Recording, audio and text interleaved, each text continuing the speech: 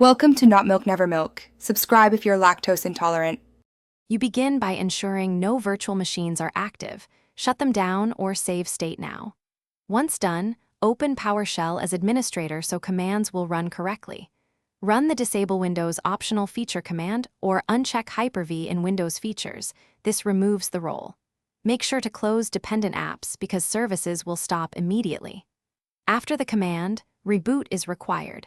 Schedule a restart if you need persistence. This prevents data loss and clears live resources before you move to kernel-level changes.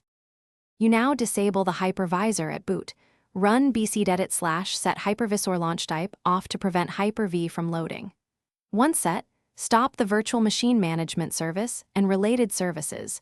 Use stop service and set service startup type disabled to persist. Make sure to check for other virtualization platforms that might re-enable the hypervisor because they can conflict. Once complete, reboot the system so the kernel no longer reserves virtualization resources. If you need to re-enable later, reverse these steps with hypervisor launch type auto. You finish by rebooting and verifying the hypervisor is disabled.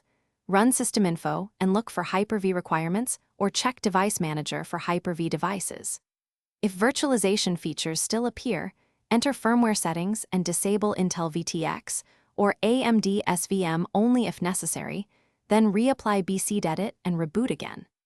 Make sure to remove Windows Hypervisor Platform or other hypervisor features that can re-enable the hypervisor. If problems persist, undo recent updates or check Event Viewer for service.